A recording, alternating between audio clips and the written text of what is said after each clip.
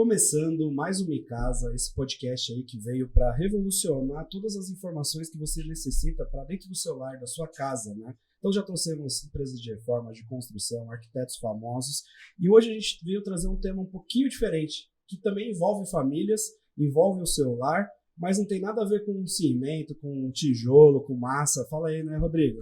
Eu acho que hoje, se a gente for parar para ver, a gente vai falar de patrimônio, né? Não vai ser exclusivamente da construção da casa, da mobília dela, mas vai dizer respeito do patrimônio da pessoa. Que se ela não tiver isso, ela não compra uma casa, ela não faz nada. Então hoje nós vamos falar de dinheiro, né? Exato. Sendo mais específico. E aí, Matheus, como é que você tá? Tudo certo, estamos de volta aí. Só o Bartô que não volta mais, né? O Bartô já tá no sexto aposentado. episódio, aí ele tá com um programa novo aí na televisão, ficou famoso, esqueceu da gente. Mas hoje a gente vai falar, a gente tem falado muito sobre dinheiro, crédito, e hoje a gente, como o Rodrigo falou, vamos falar sobre patrimônio, que é a base de tudo, né? Sem você construir o seu patrimônio, você não consegue pegar crédito, não consegue construir, não consegue fazer nada das outras coisas que envolvem. Isso, não só patrimônios, vamos falar de investimentos, né? Como as pessoas cuidam de uma coisa que não é primordial numa família, mas é muito importante, que é o dinheiro, senão ninguém sobrevive sem ele, né? E para falar disso, a gente trouxe um cara aí que tá há 30 anos no mercado, cara. Já viu financeiro. Já viu de tudo, já. Tá há 30 anos no mercado financeiro, né? Tá há muito tempo, trabalha com isso, com investimentos, é assessor. Ele costuma falar que é o quê? Um assessor agente autônomo. É o nome científico. Agente autônomo de investimentos. Estamos aqui com ele, Ismael Pereira. Seja bem-vindo, Ismael.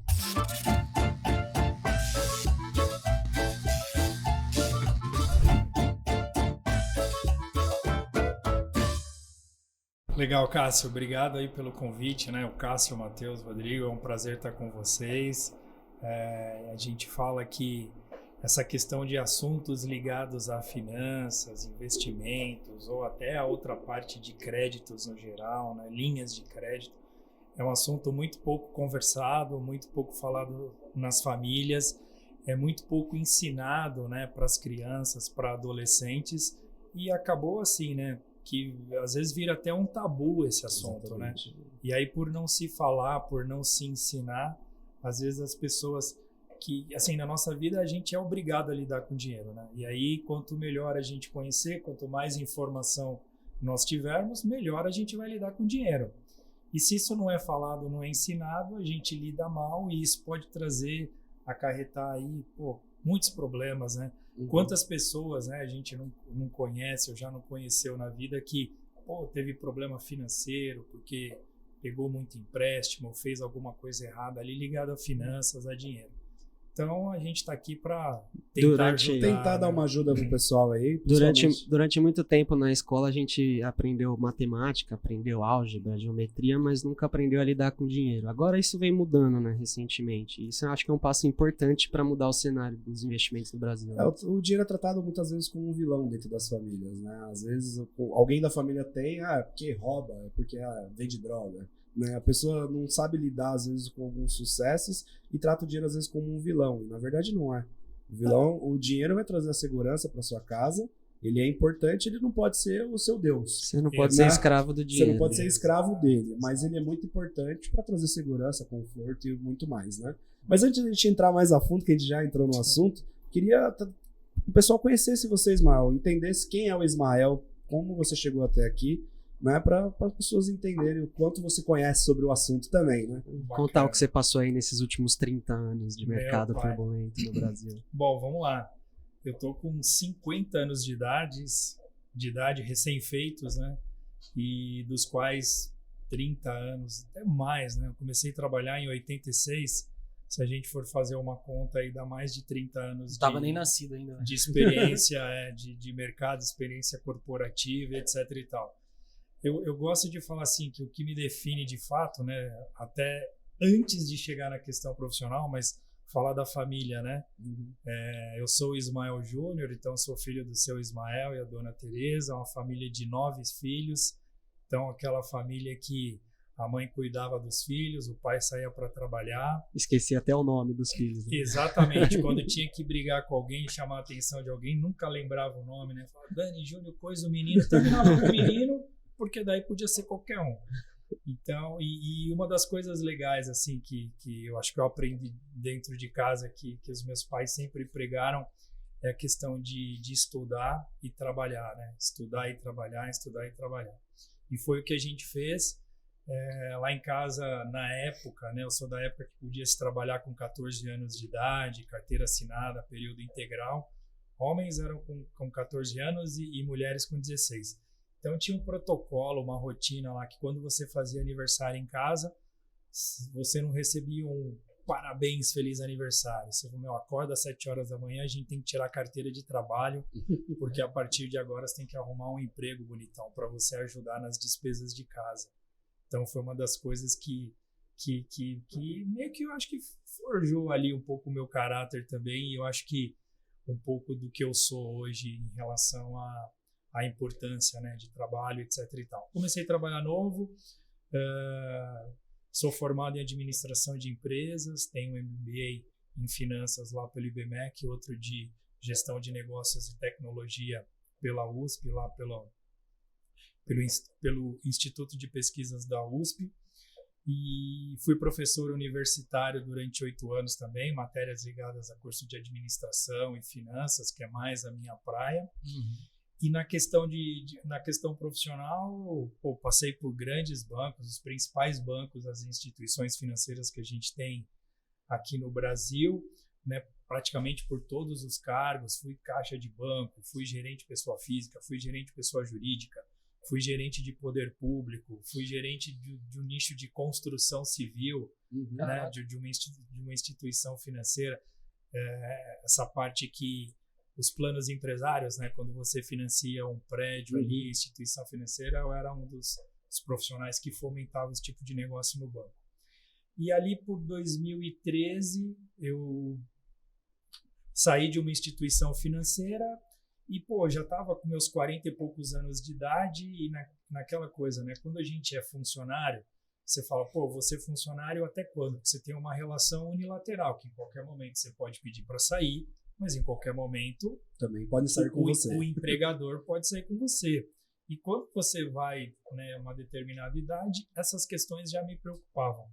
E aí eu saí de uma instituição financeira, eu falei, poxa vida, já tinha engatilhado entrar numa outra instituição financeira, mas aí eu falei, mas espera um pouquinho, né? Deixa eu parar aqui no meio de campo, colocar o pé na bola e ver o que eu tenho e quais são as alternativas, pensando para um futuro um pouco mais amplo, né? Não a questão de, deixa eu arrumar mais um emprego para pagar a conta aqui, né? Deixa eu ver o que tem no mercado.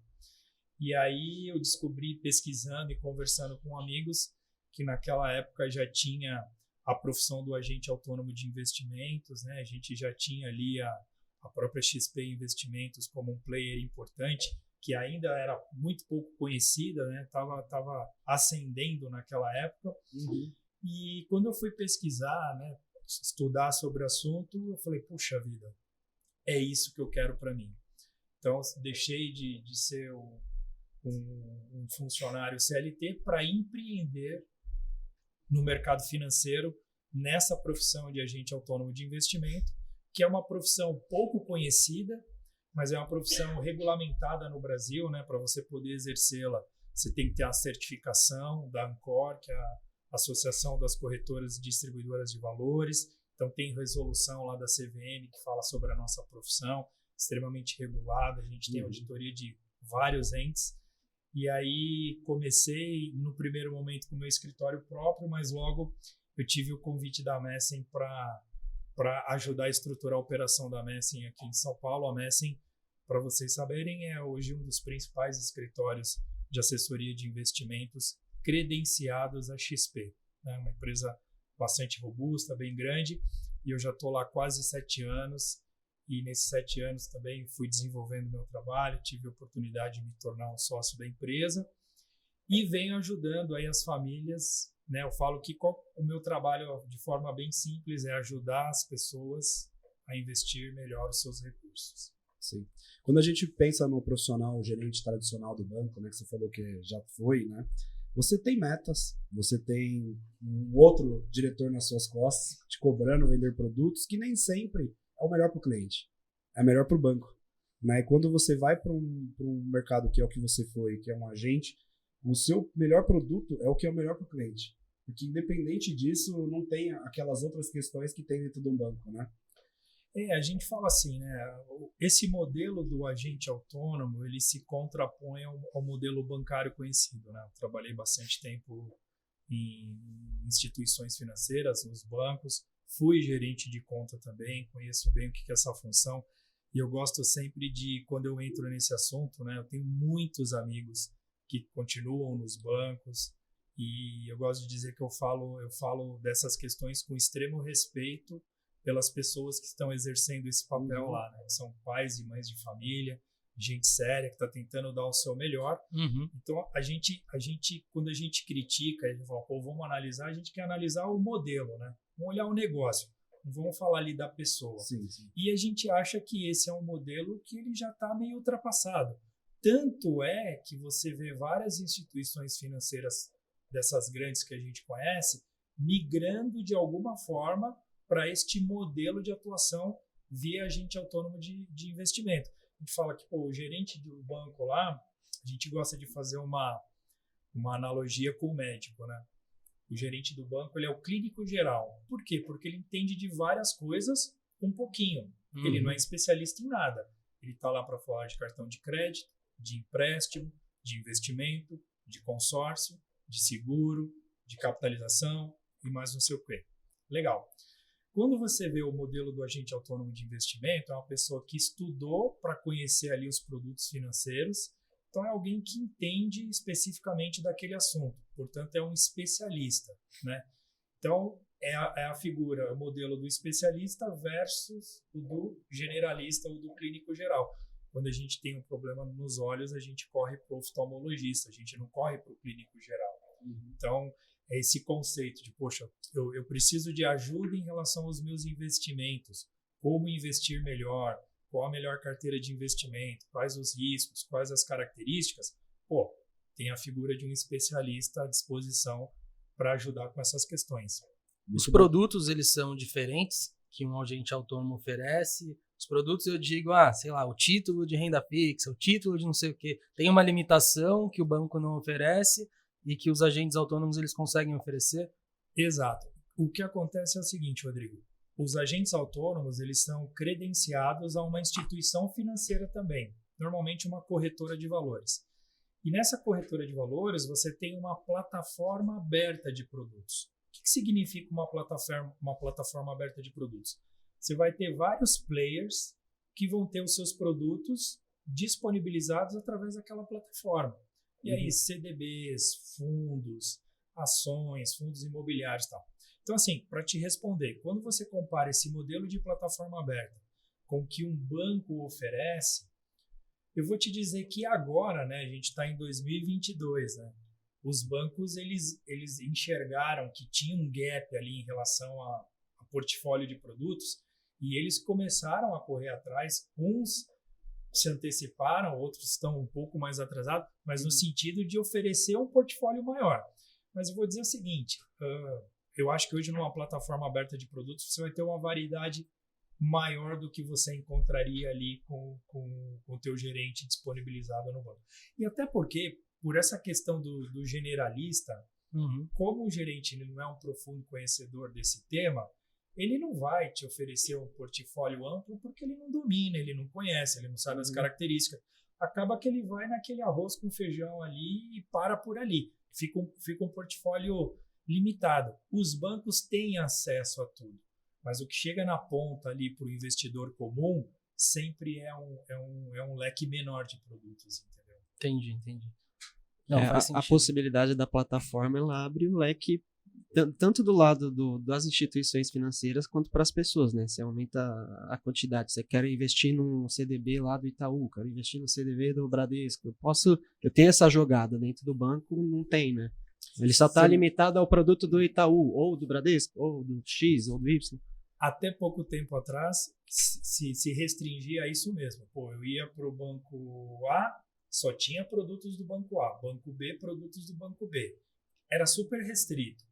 E aí, acho que nesse sentido, a XP ela foi precursora, né, nesse mercado, nesse modelo de plataforma aberta, com assessoria através de um agente autônomo de investimentos. a XP ela começou a propiciar ali um leque muito mais amplo de produtos. E aí, como esse tipo de negócio, esse modelo de negócio, ele começou a crescer muito no Brasil, os bancos enxergaram isso e falaram, pô, peraí, se eu continuar ali com o meu Banco A só com o produto do Banco A, os meus clientes estão evadindo daqui, indo para um modelo diferente. Então, os bancos começaram a andar também nesse sentido. Não, peraí, deixa eu pegar um CDB de um outro banco e colocar aqui à disposição. Deixa eu pegar aqui um fundo de uma outra gestora, que não a minha própria, e colocar aqui à disposição. Então, você fala assim, tem produtos fora do próprio banco? Tem, mas uma quantidade limitada. Quando a gente vai para uma plataforma da XP, você tem um portfólio gigantesco de produtos. É diferente, né? Quando a XP trouxe esse modelo, a XP, na verdade, importou, vamos dizer assim. É um modelo de marketplace, né? É um modelo inspirado no modelo americano, né? Os Estados Unidos, ele vivencia, ele teve essa transformação no mercado de investimentos há muitos anos, né? Desde a década de 80, ela começou um processo de transformação.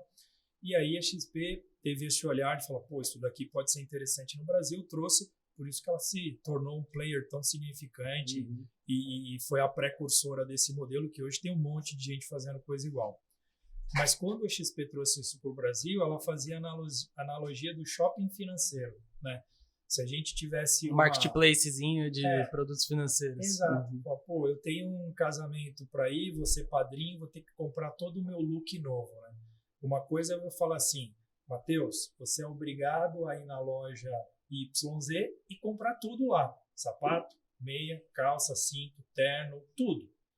Pô, beleza, pode ser que a calça fique legal, o paletó não fique, pode ser que o sapato aperte, mas o cinto ficou bacana. Não importa, se vira, você vai ter que achar seu look ali.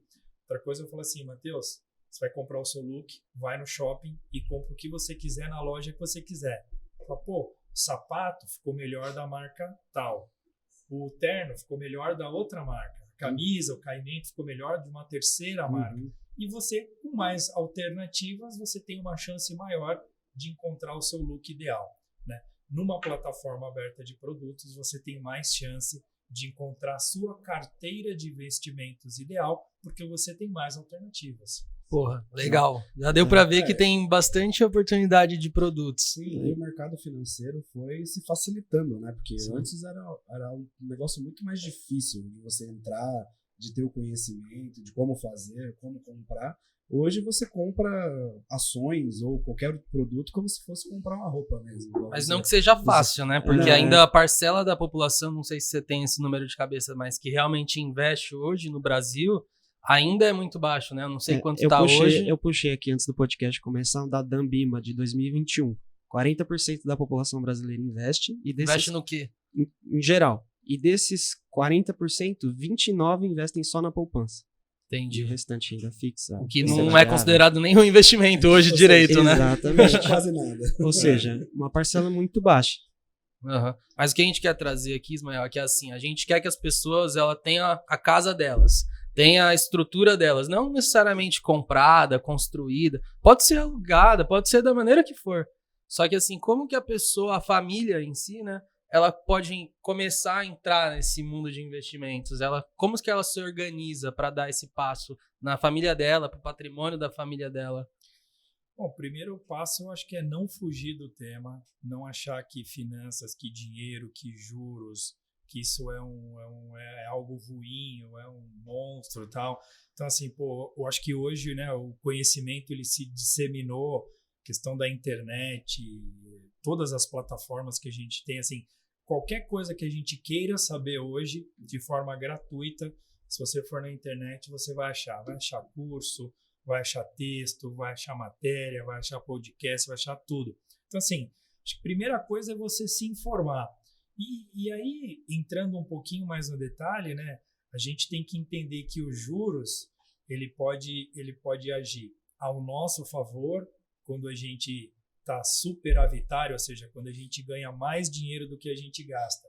A gente consegue guardar um pouquinho, poupar um pouco, né, aplicar um pouco. Então, você vê os juros compostos que a gente fala, né, o juros sobre juros, ele atuando a seu favor.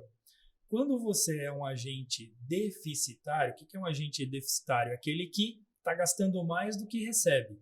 Quando você gasta mais do que você recebe, você vai precisar de um empréstimo para cobrir aquela diferença. Ou se você falar assim, bom, eu não quero juntar dinheiro para comprar uma casa, eu quero comprar e financiar.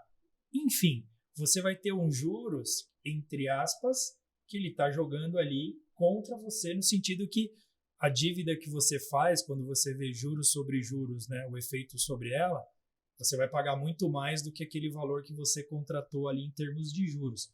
Então, é o primeiro ponto você entender que tudo que pode ser de uma forma mais benéfica e ao teu favor, quando você está na ponta ali de você precisando de capital de terceiros, seja qual for o motivo, tá? Um cheque especial, rotativo do cartão de crédito, tudo.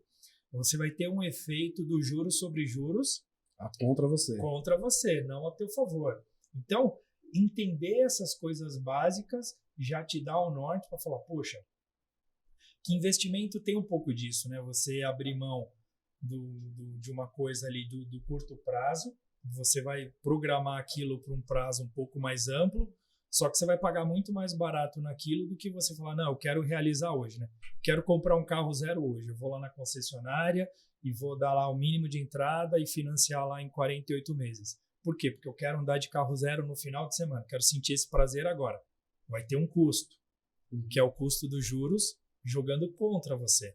Agora você fala assim, pô, quanto que eu preciso guardar por mês para daqui a pouco comprar o mesmo carro, só que pagando à vista? É aquela questão da antecipação dos sonhos, né? Exatamente.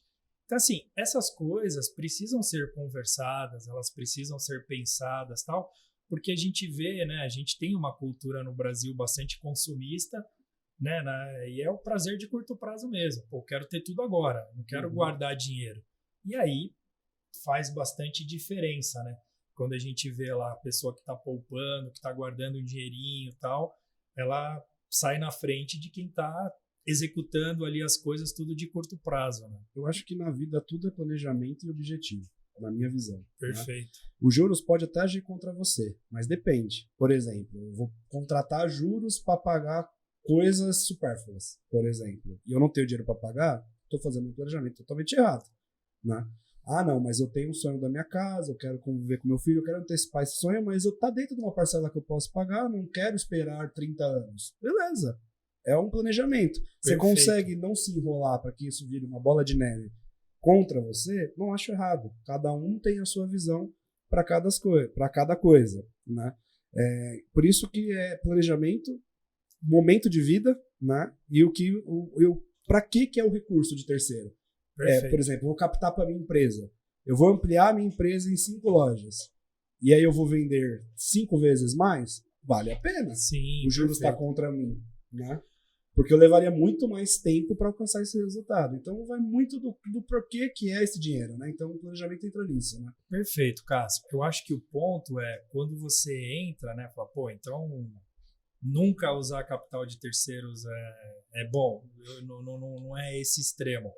Eu acho que o ponto é quando você faz de forma consciente, de forma racional, de forma planejada, onde teve ali algum estudo, né? Falou, pô, tem um motivo, tem um porquê, tem um racional, eu vi a taxa de juros, é interessante. Pô, depois a gente vai falar um pouquinho de cenário, a gente bateu ali recentemente uma taxa de juros de 2% ao ano, a Selic, a taxa básica da economia. Pô, uma taxa super baixa. Nunca se imaginou no Brasil uma taxa dessa. De repente, num momento como esse, você aproveitar para um financiamento imobiliário é ruim? Eu não acho, entendeu? Então, assim, é você fazer de forma consciente e racional. E não, como a gente vê na maioria das famílias, às vezes, assim, fala assim, aquela coisa, não deu para pagar a fatura do cartão de crédito, eu pago só a metade mesmo, empurro a outra metade para o próximo mês. Você tem noção da taxa de juros que incide ali sobre um rotativo de cartão de crédito? É a taxa mais alta que existe. Então, aí a pessoa fala, pô, eu não sei qual que é o efeito disso ali na minha dívida. Esse ponto, entendeu? Você falou sobre a pessoa conhecer o básico, né, dos investimentos. De finanças, e a pessoa, ela negligencia a fórmula básica dos juros compostos, que é capital, tempo e taxa. Exato. Tem gente assim que, pô, sei lá, a pessoa pega o cheque especial ali e acha que o cheque especial é a expansão do salário dela, né? Então, pô, eu ganho o meu salário mais o cheque especial. Já viu os juros do cheque especial ao mês e ao ano é absurdo. Exatamente. Então, assim, há outras formas de você captar recurso para momentos de dificuldade que tenham muito melhores taxas, né? Exato. A gente fala do cartão de crédito ter uma taxa muito alta, mas por quê? Porque você não tem garantia nenhuma. O banco não tem garantia nenhuma que vai receber isso de você. Perfeito. Por isso que a taxa é alta. Agora, você pega um crédito imobiliário, você sempre tem que ter uma garantia de alguma coisa, né, para captar esse recurso. Então, os juros acabam sendo mais baixos. Então, por isso, vai muito ali do tipo, né, do negócio. O que a gente quer deixar de recado aqui, que é a dica do Micasa, para você captar recursos, para você usar esse recurso como uma forma de ajustar coisas na sua vida, antecipar sonhos, faça isso de maneira consciente, está dentro do que eu posso pagar, está dentro do que minha família vai se manter segura. Não faça de uma forma lunática, né? Tipo, vou fazer e vou viver, amanhã eu morro, né? E se não sabe, se não conhece, vai estudar e mesmo assim procura a ajuda de um profissional também. Pô, eu não sei algo, não é vergonha nenhuma. Pô, quem pode me ajudar, né? A gente fala que as pessoas negligenciam, mas às vezes é por ignorância, por não saber, não conhecer. E acho que esse é o nosso papel aqui. E tem muita gente boa fazendo esse papel de ensinar finanças, enfim, o básico, planejamento financeiro. Acho que é um ponto importante para a gente no Brasil evoluir nessa questão. Né? A gente vai entrar aqui quais são as possibilidades de investimento que as pessoas podem ter para manter um controle familiar. Mas antes disso, a gente gostaria um pouquinho de falar de cenário. A gente está num aninho aí complicado, né, Ismael? Fala a verdade. A gente está no ano complicado, a gente vem aí de 2 anos de pandemia, aí aparentemente esse ano, que era o ano de colocar um ponto final nessa história, a gente viu a China, né, começando ali a crescer a história do Covid lá, algumas cidades com lockdown, e agora as notícias mais recentes aí dessa semana e desses últimos dias é que isso parece que está sob controle, está voltando ali as reaberturas, e a China é um player importante, a segunda maior economia do mundo, então tudo que acontece lá tem reflexo no mundo todo, tem reflexo no Brasil. Então, por quê? Porque quando você fala, a gente fecha ali uma ou outra cidade chinesa que vai mexer no PIB, no crescimento da China, isso vai impactar os outros países, vai impactar de alguma forma o resto do mundo. Aí a gente vê, né, por conta da pandemia, uma questão de pressão inflacionária, tanto no Brasil quanto no resto do mundo. Pegar principalmente ali Estados Unidos e Europa, né? Estados Unidos e Europa está com a inflação que já não tinha há 30 anos, uma coisa ali, patamar de 8% de inflação, que em se tratando de Europa, Estados Unidos, países de primeiro mundo, é algo que fazia muitos anos que não se via. E aí, assim, vou no internacional, depois a gente vem para casa aqui para o Brasil. E aí, quando você tem aumento de inflação, uma das formas de você conter a inflação, a política monetária que os governos usam, é você aumentar a taxa de juros para você tentar conter a inflação.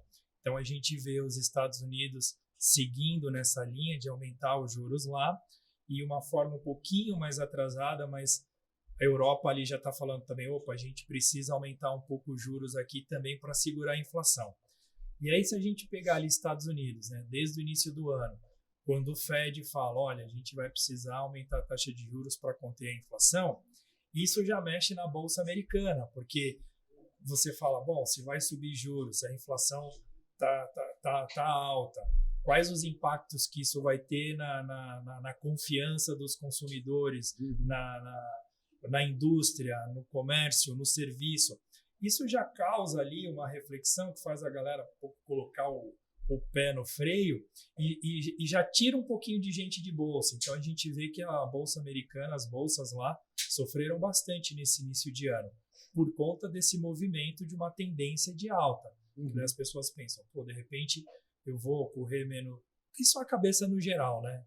Que daí a gente pode falar, a bolsa caiu pra caramba, é o momento de comprar. Sim, a gente vai entrar nesse a gente vai entrar nesse detalhe, mas assim, é um movimento que acontece. Por que a bolsa caiu tanto? É por essa tendência de aumento de juros, visto que a gente tem uma inflação muito alta lá nos Estados Unidos, Europa seguindo alguma coisa nessa linha. Um problema adicional que a gente teve aí nesse início de ano, primeiro semestre, é a guerra da Rússia com a Ucrânia, porque também isso tem algumas implicações. A Rússia é fornecedora de petróleo, de gás, de muita coisa para a Europa e para outros lugares, enfim.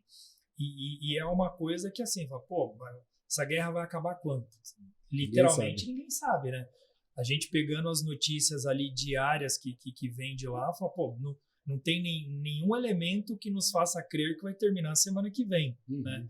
Então, e isso fica incógnita, porque a gente não sabe as proporções que isso, até que ponto isso vai chegar. O mercado fica apreensivo, Exato. Né? Fica com medo de gastar, de investir, né? Uma incerteza, e toda vez que a gente tem uma incerteza, a gente recolhe investimento, a gente recolhe compra, etc e tal, isso acaba de alguma forma afetando as economias ali no geral.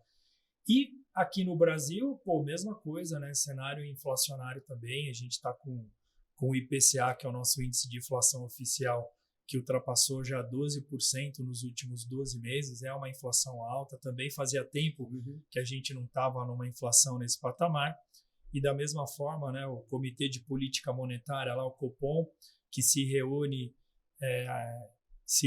para deliberar sobre taxa de juros e inflação, essas coisas, tem aumentado, né, a taxa de juros com uma forma ali também de conter a inflação.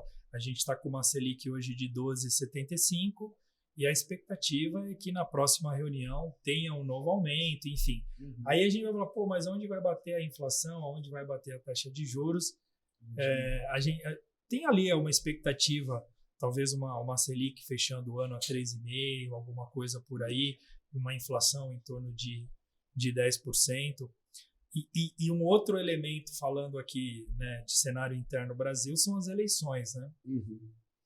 Que a gente é um ano eleitoral, tem ali a corrida à presidência e a gente acredita que no segundo semestre esse tema ele vai ficar cada vez mais quente ali. Turbulento, e aí não acontece mais nada no país, só pro ano que vem, né? E ainda é ano de Copa do Mundo. Eu ia falar isso, para fechar com chave de ouro esse ano, a gente tem uma Copa em novembro, dezembro ali, né? Então, assim, uma incerteza de todos os lados. É um momento de incerteza, falta ali de previsibilidade e tal. E aí aquela coisa, né? A gente vai chegar depois aprofundando um pouco na questão dos perfis de investimentos. Dependendo do teu perfil de investimento, quando você tem um momento como esse, pô, de repente é o caso de você ser conservador, ok, ótimo. Dependendo do teu perfil de investimento, com todo esse cenário que a gente relatou aqui, bolsa descontada, é uma oportunidade para compra? É uma oportunidade para compra. Se você está no teu perfil isso, você conhece, né, trabalha bem com essa questão de lidar com risco, com perdas e ganhos ali, toca a vida também que tá tudo certo, né? Aí agora você imagina, se o mercado tá assim, os agentes autônomos estão assim, todo mundo tá enxergando isso, certeza, e tá fugindo, imagina um investidor comum que não tem tanto conhecimento sobre isso, né? O cara deve estar pirando, vou pegar meu dinheiro, vou estocar comida e vou me guardar em casa. O problema não é nem esse, porque esse cara, o investidor comum, tá com o dinheiro dele na poupança, tá rendendo um pouco, mas tá lá, entendeu? Exato. O problema é a pessoa, às vezes, tomar decisões totalmente equivocadas nesses momentos, né? Exatamente. Porque... É aí que ela tem que procurar a ajuda de um profissional. Exatamente. Ela não pode simplesmente assistir o tempo passar, as coisas acontecerem e o dinheiro dela continuar parado lá. Por exemplo, a gente tá numa situação que a bolsa caiu. Mas se a empresa for ruim, ela vai continuar sendo ruim com bom ou ruim. Então pode ser que, tá barato, mas não, a empresa pode quebrar. Né? Sim, então você tem que tomar cuidado nas suas análises para saber o que é melhor. E tem o custo de não fazer nada também, Exato. né? Que é isso, talvez, tem gente que não avalia, mas se não fazer nada, eu tenho um amigo que ele é assim. Ele tem lá uma puta grana guardada, só que ele não quer mexer com essas coisas, sabe? Tipo, não quero mexer com investimento, não quero mexer... Aqui tá bom, mas isso tem um custo. Por mais que a pessoa ache que não, que ela só tá deixando de ganhar, muitas vezes ela pode perder, tem o custo do dinheiro dela. Com a inflação alta, ela tá perdendo, na verdade, né? Mas, Ismael, agora a gente entrando um pouquinho na casa das pessoas, né? A família ali já tem as suas coisas, já tem uma vida mais organizada, mas não sabe por onde... Tem um dinheirinho poupado ali, mas não sabe o que fazer com esse dinheiro. Como fazer, como distribuir, como fazer, como cuidar dessa grana. O que a gente poderia aí dar de dicas para essas pessoas para cuidar do patrimônio? A pessoa está lá com o dinheiro dela na poupança, tem um dinheirinho da família lá. Vamos entrar nesse perfil primeiro. A pessoa que já tem um pouco de grana, mas não sabe investir. Como que a gente poderia recomendar, não uma recomendação de fato, mas algo estrutural, mais conceitual para ela começar a pesquisar sobre isso? A gente fala que eu acho que o primeiro passo é você procurar um profissional da sua confiança. Né? Eu que estou exercendo essa função já há 8, 9 anos, a gente fala que é algo de confiança. Né? Os nossos clientes têm confiança no nosso trabalho. Quando a gente conversa sobre esse assunto, eles confiam. Então, assim, confiança é algo importante. Então, assim, buscar um profissional credenciado, né? O mercado financeiro no Brasil ele serve de exemplo para o mundo porque ele é extremamente regulado. Então, você procurar um profissional que esteja debaixo desse guarda-chuva do mercado financeiro, com regulação e tudo mais. Eu acho que o primeiro passo é a questão de um planejamento. Né? Você citou aí em algum momento da conversa a questão de planejamento objetivo. Concordo integralmente. Porque todo mundo que está guardando dinheiro tem algum objetivo para a utilização desse dinheiro. Normalmente é isso, né? Pô, estou guardando dinheiro porque eu quero comprar ou trocar de carro, quero comprar ou trocar de casa, estou guardando dinheiro para uma viagem, estou guardando dinheiro para a faculdade do meu filho. Quero ter renda. Estou guardando dinheiro para uma independência financeira ou uma aposentadoria, enfim. Todo mundo guarda dinheiro para alguma finalidade, algum objetivo. Então, a primeira coisa é você ter claro quais são os objetivos que você tem para esse recurso que você está guardando, que não precisa ser só um objetivo, pode ser mais de um, mas também não precisa ser vários, se você só tem um objetivo, ok, e fazer um planejamento em relação a isso, pedir para alguém te ajudar, para falar assim, poxa, um passo importante nesse planejamento é a gente identificar qual é o perfil de investidor que a gente tem, né? Lembrando que a gente tem lá perfil conservador, moderado e arrojado ou agressivo. Não existe qual é o melhor perfil, Ismael. Não tem o melhor perfil. Tem o meu perfil e pronto, né? O moderado não é melhor que o arrojado, que não é melhor que o conservador, que não é... Sim. Tem a pessoa que ganha e a que perde dinheiro. A gente fala... Se você tem o perfil... O arrojado, vamos só para simplificar, porque as pessoas às vezes acham que é arrojado antes de começar, né? Aí começa a ver o negócio cair 30% lá e aí começa a morrer do coração. Perdeu o perfil na hora, né? Não. Aí vira O conservador. arrojado é você... Eu acho que o perfil do investidor arrojado é aquele cara que já tem um conhecimento, viu a volatilidade e não tem aquele sentimento. Dor no estômago todo mundo tem. Até o Warren Buffett deve ter, quando vê o mercado caindo. Mas ele sabe que é um momento... Aceita risco. Aceita o risco e sabe que ele pode perder. E aceita a volatilidade. Né? Fala assim, todo mundo que investe num ativo com risco maior é porque na linha do tempo, claro, estudou onde está colocando o recurso e que na linha do tempo entende que aquele ativo vai se valorizar. Mas quando a gente está falando em renda variável, alguma coisa ali que tem ali um risco mais amplo, a gente sabe que no meio do caminho tem a volatilidade, que é o tanto que aquele ativo vai variar positivamente ou negativamente. Então, assim, tem que ter estômago, né? Tem que conhecer, né? Falar, exatamente o que você comentou, Cássio. Mas eu tenho disposição aqui para perder 30%, né, do valor do patrimônio nesse investimento? Poxa, não tenho. Então, talvez essa modalidade não seja para você. Vamos ver uma coisa mais conservadora, moderada, com uma volatilidade menor. Eu falo isso porque antes de começar a pessoa acha que ela pode ser arrojada, mas é só na prática que você identifica se você é ou não é. Às vezes ela acaba entrando, tomando decisões precipitadas, vendo o preço da tela cair, subir, e aí acaba... Eu acho que a grande questão de todo investimento, na minha visão, é a diversificação, né? Exato. Você colocar em várias coisas e naquele que você... eu acho que eu sou agressivo, mas eu não tenho certeza. Coloca uma pequena quantia ali e vê se você aguenta perder. Esse é o ponto. A gente nunca fala, né, de a pessoa ter, sei lá, 100% da carteira dela num único ativo, seja o mais conservador ou seja o mais arrojado. A gente fala que diversificação é o nome do jogo, né? Você ter uma carteira balanceada, diversificada, de acordo com o teu perfil. E aí você pode ter vários ativos ali de características diferentes, de liquidez diferente. E, eventualmente, se você tem predisposição para risco, você pode ter lá um percentual pequeno da tua carteira alocado em algo que possa ter ali um risco um pouco mais amplo, desde que você tenha conhecimento desses riscos, etc. e tal, né?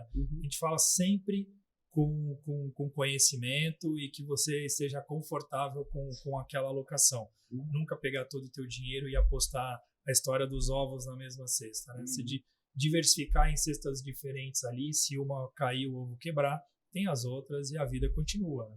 Exatamente. Então, voltando lá no passo a passo para a pessoa investir, primeiro identificar, então, o perfil, né? Se eu estou disposto a perder muito, se eu estou disposto a perder mais ou menos, ou se eu estou disposto a perder nada. Exato. Né? Conservador, moderado e agressivo.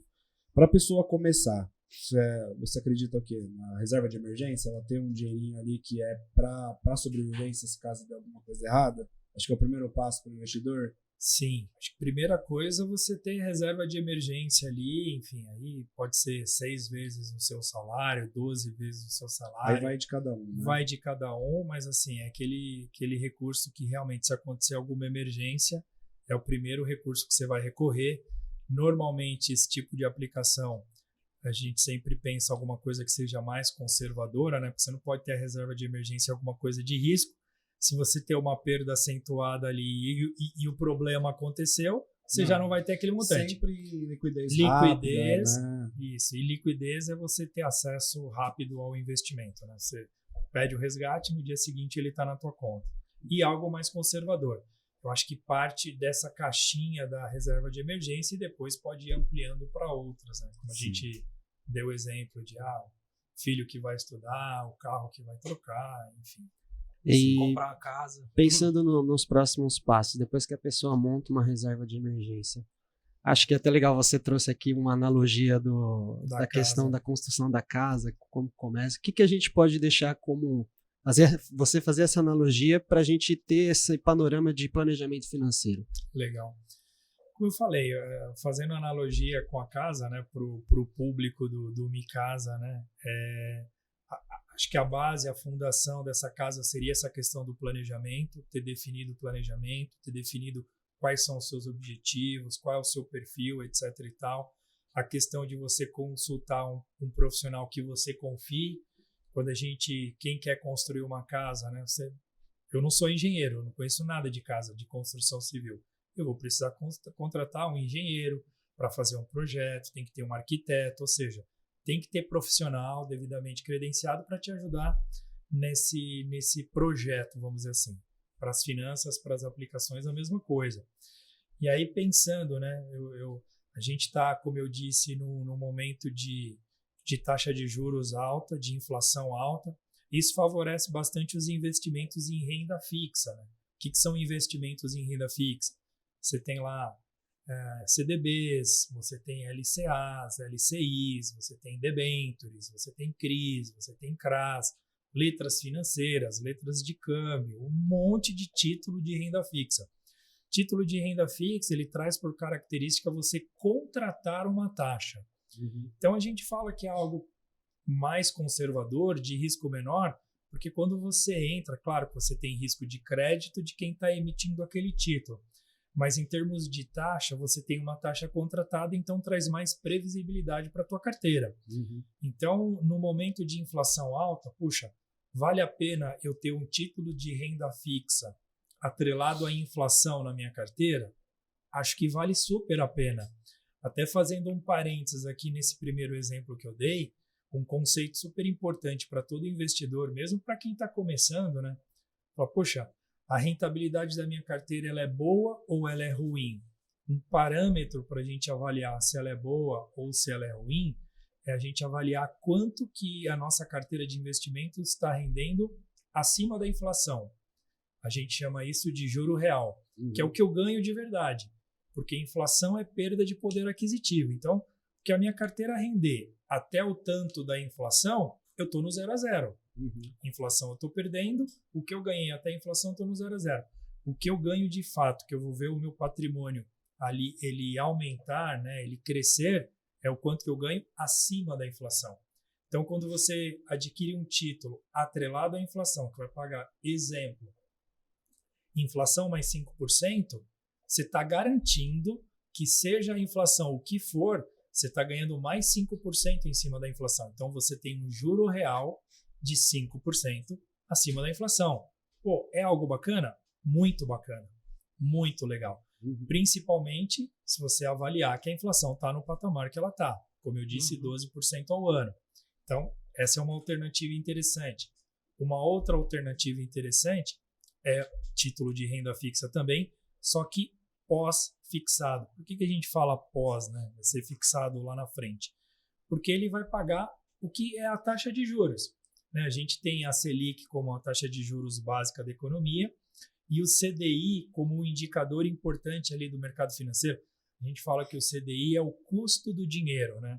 Os bancos trocam dinheiro entre si todos os dias e um cobra do outro o CDI. Então, o CDI ele passa a ser uma referência, um balizador ali para o mercado financeiro como sendo a referência do custo do dinheiro.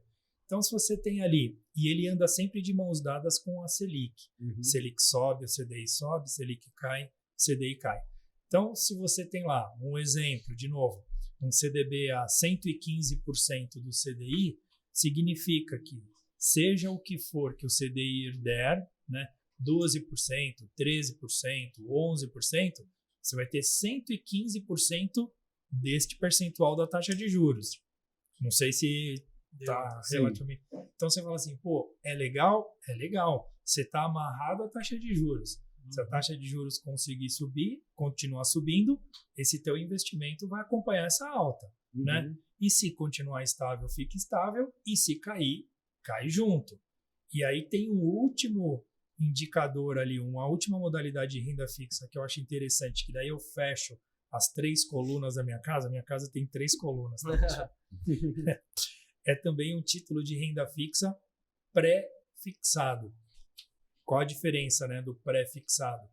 É que daí você está contratando diretamente a taxa de juros que você vai ter de rentabilidade naquele título.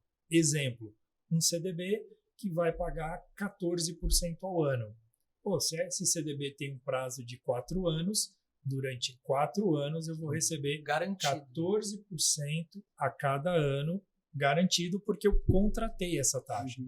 Então, quando você pega inflação, você pega um pós-fixado, como eu disse, amarrado à taxa de juros ali do CDI, e você pega um pré-fixado, você se blindou de uma forma que não importa se os juros vai disparar, se os juros vai manter estável, se os juros vai cair, esses 3 ativos você sempre vai estar ganhando de alguma forma, né? Porque assim, pô, os juros subiu muito, significa que você tem uma inflação alta também, então você está ganhando no título da inflação, e você está ganhando no título atrelado à taxa de juros.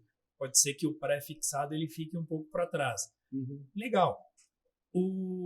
A inflação está caindo, está sob controle, mas você tem algo atrelado à taxa de juros e você tem um pré-fixado que te ancorou num patamar alto. Resumindo, quando você tem esses 3 ativos juntos, né, com essa característica, você está protegido de qualquer cenário que possa vir ali para frente. Por isso que eu falo que é a coluna.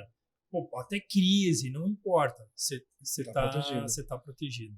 Passar uma visão minha sobre isso, você falou de 3 produtos aí da renda fixa, que é considerado itens conservadores, até muito conservadores, né, em várias situações, mas que a maioria do público que se considera conservador nem conhece, muitas vezes, esse tipo de produto.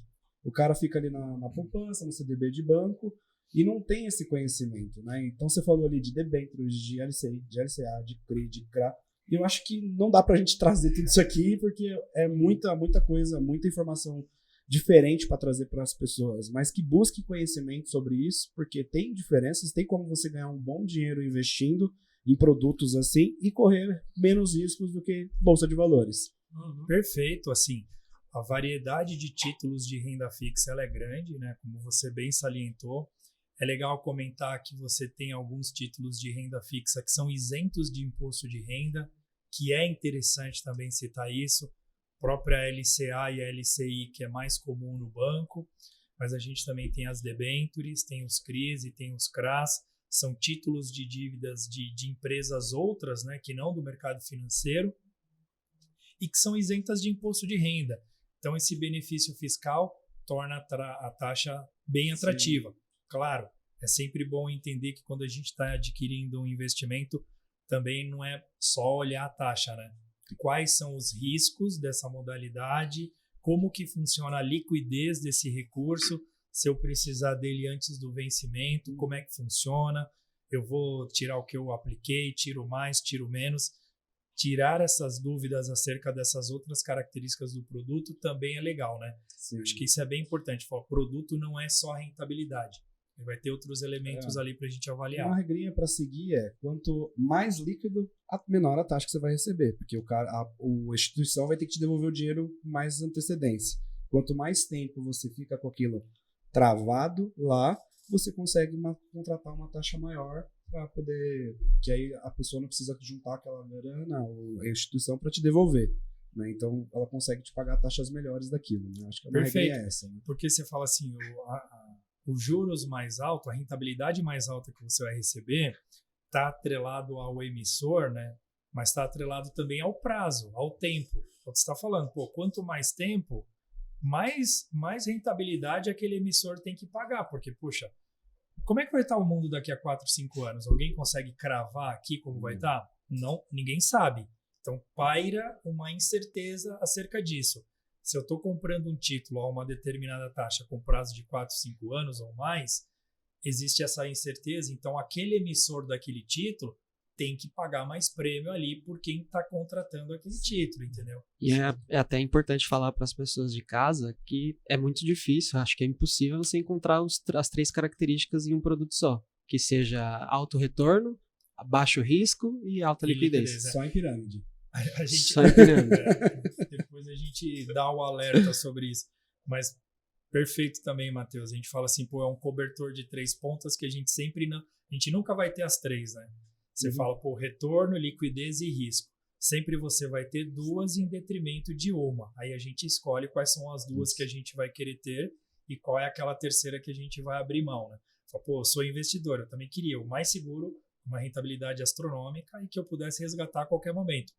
Esta modalidade, ela não existe. Exato. E outro ponto para o pessoal de casa também é que às vezes as pessoas podem ouvir esses termos CRA, CRI, LCA, letra financeira, sopa de letrinhas, e se assustar, pensar, meu Deus, quanta coisa, como é que eu vou aprender tudo isso? Então, por isso que é importante você procurar um profissional, só que ter essa base de informação para questionar. Se você confia no gerente do seu banco, leva essas informações para ele.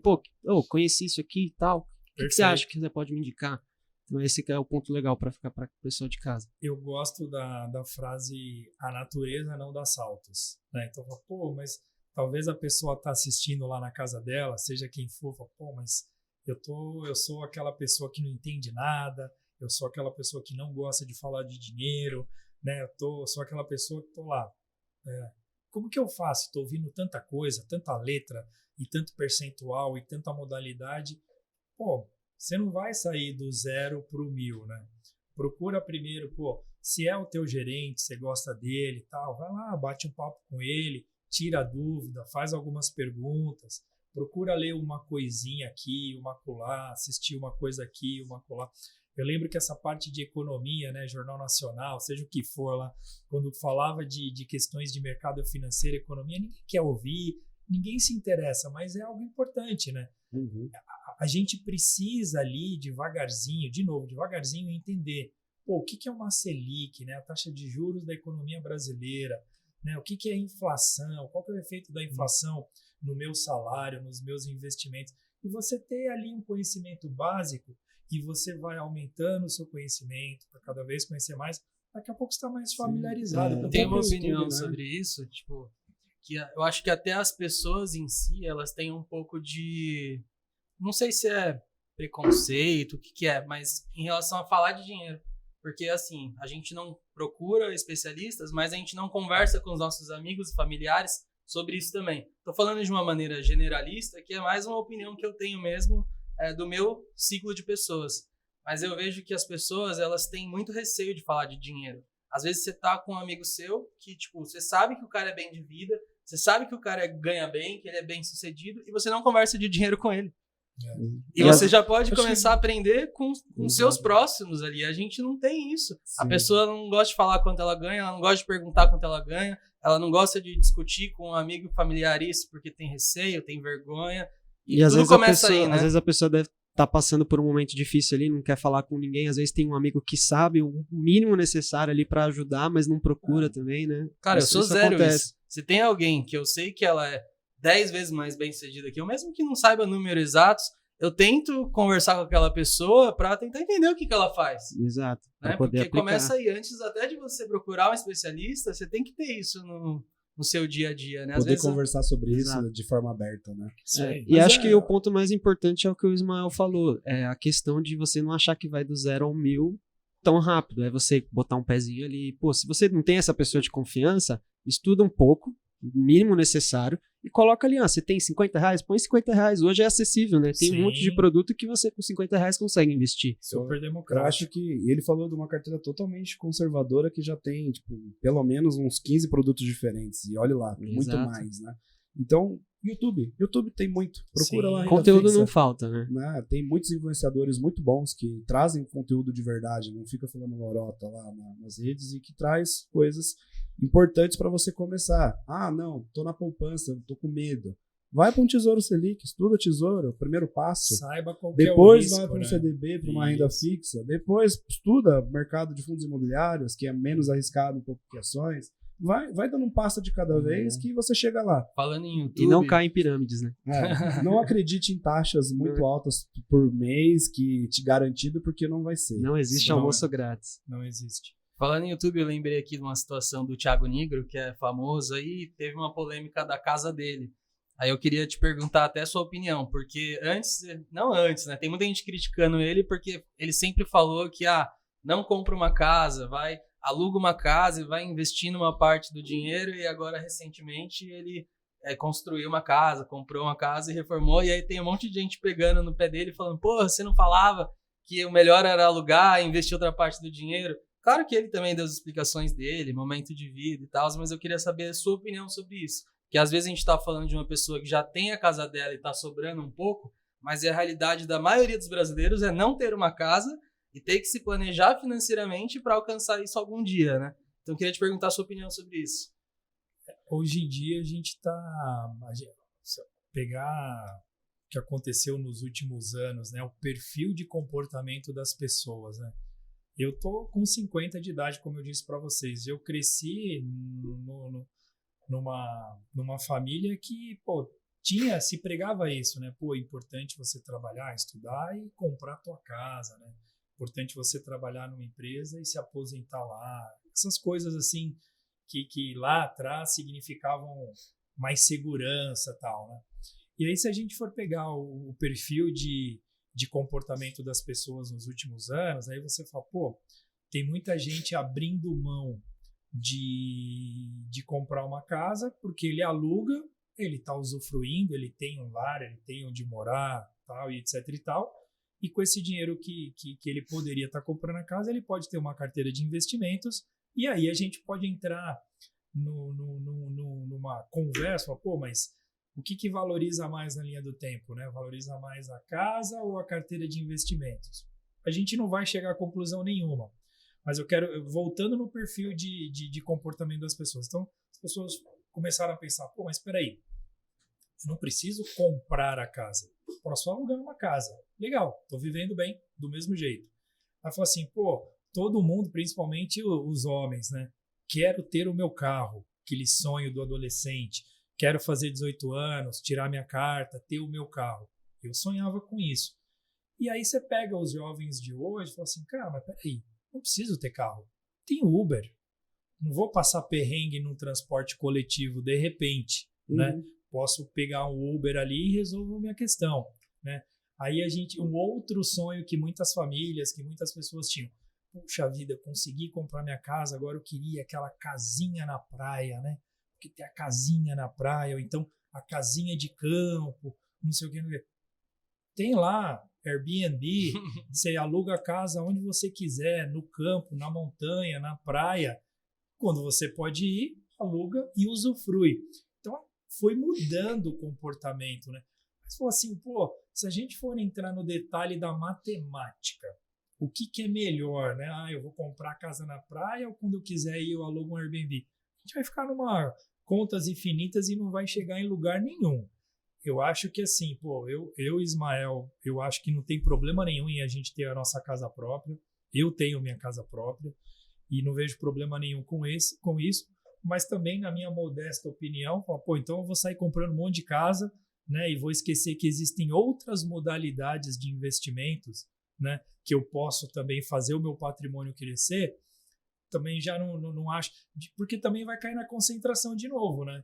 A gente, pegando famílias mais tradicionais, gente com um pouco mais de idade, falando, não, compra a primeira casa, compra a segunda casa, compra a quinta casa, a 20ª casa. Pô, mas peraí, todo o meu patrimônio também está no mercado imobiliário, está imobilizado. Se tiver uma emergência amanhã, eu precisar de recurso. Vai ter que vender um imóvel muito barato para conseguir vender bem, vender logo. Eu consigo vender um imóvel do dia para a noite? Não consigo.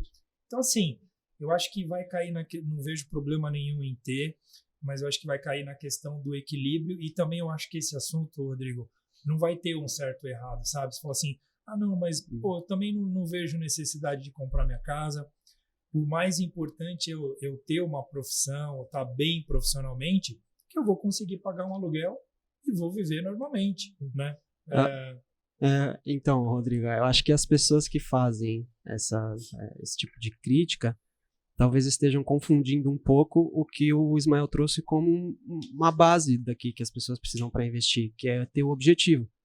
Então, o Thiago Nigro, às vezes ele falava lá atrás que era melhor investir em fundo imobiliário em vez de comprar uma casa, por exemplo. Só que elas não levam em consideração que naquele momento o objetivo do Thiago era outro. Hoje ele tem outro objetivo. Então ele está comprando uma casa porque ele tem outro objetivo, ele está em outro momento de vida. E às vezes as pessoas confundem isso com a realidade delas. Elas não entendem, meu objetivo agora é qual? Beleza. Com base no seu objetivo, você vai decidir, é melhor para mim comprar uma casa, é melhor para mim alugar, é melhor para mim investir em fundo imobiliário, seja o que for. Sim. Eu vou até dar um exemplo, vou contar o meu exemplo para vocês, até assim, uma peculiaridade minha. Né? Pô, eu tinha lá meu apartamento, legal. Aí chegou um momento que a taxa de juros estava tão alta, pegando ali 2012, 2013, Selic alta, 14%. Eu falei, mas espera aí. Quanto que é o percentual que eu pago de aluguel num imóvel comum aqui em São Paulo? Sei lá, 0,4. Se eu vender o meu apartamento, aplicar esse dinheiro no mercado financeiro, quanto que eu vou ter de rentabilidade ao mês e quanto que eu pago de aluguel? Pô, o que eu vou ter de rentabilidade é quase o dobro do que eu pago de aluguel. Pô, então vale a pena eu viver de aluguel agora, certo? Porque o meu patrimônio vai crescer, estou pagando aluguel e ainda sobra alguma coisa de rentabilidade mensal. Eu fiz isso. Eu vendi meu apartamento, apliquei o recurso e morei de aluguel um tempo. O que aconteceu de 2013, 2014 para cá com a taxa de juros? Ela entrou num ciclo de queda, até a gente chegar recentemente numa Selic de 2%.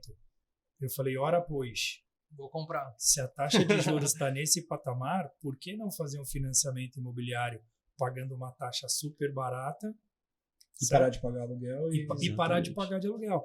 Então, assim, de novo, né? Eu acho que não vai ter o certo ou vai ter errado. Com informação, o nome do jogo é ter informação. A gente, bem informado, a gente toma as melhores decisões. Então, pô, de repente, você não precisa nem ter uma coisa só ou outra, né? Pô, amanhã eu posso vender meu apartamento e voltar para o aluguel, enfim. Vai depender do contexto. Exato. O importante é entender o seu momento de vida, o que você tem de objetivo, que a gente está falando, né? Planejamento e objetivo, e qual a sua visão futura do ciclo, né? É o meu objetivo ter, por exemplo, tem gente que mora de aluguel porque não quer ficar preso num lugar. A mobilidade, tem várias vantagens no aluguel. Ou às vezes é um casal jovem, por exemplo, meu exemplo lá de casa. A gente é jovem, a gente não tem filhos, a gente mora num apartamento pequeno hoje, mas beleza, se a gente resolver ter um filho ou precisar de um escritório, vamos para um outro apartamento com dois dormitórios. Pô, teve mais filhos, vamos para um terceiro. Tem essa liberdade, não tá com uma vida tão estável. Conseguir fazer uma oportunidade de um imóvel que às vezes você consegue muito barato, a pessoa está precisando vender. Oportunidade às vezes depende de vários fatores. Então, também acho que não tem certo nem errado. Isso aí. E o Thiago Nigro estava certo naquela época e ele está certo de novo agora. É saber o que você está fazendo, sabe? Se é Exato. Investimento financeiro ok, se é casa ok. É saber o que você está fazendo, não é ir no embalo, não é ir na onda. Tomar decisões emotivas. Falando um pouquinho de saber o que está fazendo, a gente tem que falar um pouquinho dos nossos patrocinadores, né? Que tem até um insight legal do Minha Casa Financiada, que eles até falam, a gente tem um corte deles lá, fala, deixa o dinheiro lá com a XP, com o Primo Rico, e capta dinheiro para construir sua casa e você ainda consegue fazer retorno nessa casa, né? Então, eles têm uma proposta muito legal que você consegue contratar crédito, né, com juros imobiliários, que são dos mais baixos do mercado, E você consegue, além disso, você pode usar esse crédito para comprar um terreno e construir sua casa. Todo mundo sabe matematicamente que uma construção ela é mais barata, um imóvel mais barato do que uma construção pronta. Então eles ensinam você a captar dinheiro do recurso de terceiro, compra o terreno, constrói a casa e depois ainda garante um lucro quitando o financiamento na venda dessa casa. E eles têm uma plataforma que você coloca lá, se eu vender a casa em 6 meses, quanto eu ganho? Se eu vender a casa em 1 ano, quanto eu ganho? Quanto depois eu demorar 2 anos para vender a casa? Quanto me sobra? Com todos esses custos, então você ser parceiro do Minha Casa Financiada, vale a pena dar uma estudada, acompanhar a página do Instagram deles lá, nossos patrocinadores master aí, né, Rodrigo? Até trazendo um ponto do que o Ismael falou, você disse que você decidiu comprar de novo um imóvel quando você viu os juros a 2%. É porque realmente, quando você tem um imóvel pronto, você está praticamente exposto aos juros imobiliários ali, que você vai ter que pagar ele de uma forma ou de outra, né? E a construção ela é uma maneira de você ter a margem da construção, né? E conseguir ainda fazer isso rentabilizar um pouco mesmo com os juros altos, né? Mesmo em épocas de juros altos. Então, para quem quer ter uma saída de ter uma casa própria e não quer pagar os 12% ao ano de juros imobiliários, a construção é uma boa saída, porque justamente ela traz essa margem ali para você ter um respiro mesmo com os juros altos, né? Exatamente. Minha Casa Financiada traz essa solução, né? Você não precisa saber construir para trabalhar com eles. Como que funciona? Eles avaliam a sua renda e te falam, eu tenho tanto de crédito. Eu posso ser um cara que constrói para mim, eu posso ser uma pessoa que constrói para os outros. Eu não preciso necessariamente ser um construtor. Eu forneço o crédito para o cliente, contrato uma consultora, contrato um arquiteto, forneço o crédito, a pessoa constrói, eu fico com um lucro daquilo e tem cashback para quem é construtor, né? Também que a pessoa também retorna o valor desse investimento. Mas a grande vantagem é você viabilizar a obra para a pessoa. Né? E como tem um gap da construção para pronto, você ainda consegue ter um lucro no final, se você for construir para vender, e se você for construir para morar, você vai fazer a sua casa com um custo menor. Acho que esse é um dos pontos mais interessantes, e eles até falam, né, que muito se faz por aí, as pessoas primeiro fazem o projeto e depois tenta ver se a pessoa é capaz de pagar aquele projeto. No caso deles é ao contrário, eles disponibilizam o dinheiro, vê quanto tem de dinheiro disponível, e aí sim eles atacam em cima da realidade daquela pessoa. E muito melhor, 1 ano de carência para começar a pagar, e taxas aí no MCF Bank em torno de 11% ao ano, abaixo da Selic. Então, não vale a pena acompanhar eles lá, segue o Diego Cariello lá, um abraço para vocês aí. Tô com saudade de vocês estão precisando voltar aqui para a gente bater mais um papo sobre essas soluções. Isso é um tipo de soluções que eles têm outras soluções de crédito, que acompanhando lá na página do Instagram deles, lá no site, vocês vão conseguir acompanhar melhor. Minha Casa Financiada.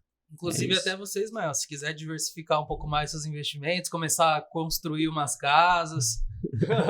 Mas assim, eu tava vendo o podcast deles e eu achei de fato algo muito bacana, muito legal. Independente de você ter um olhar de negócio, né, que você vai usar isso para depois vender e capitalizar ali um lucro e tal, que eu achei interessante. Ou então, de novo, né, partindo do pressuposto que não tem certo ou errado naquela história da casa de campo, etc e tal, pô, eu quero construir uma casa ali na praia, uma casa de campo para mim, para minha família, para deixar lá para os meus filhos futuramente.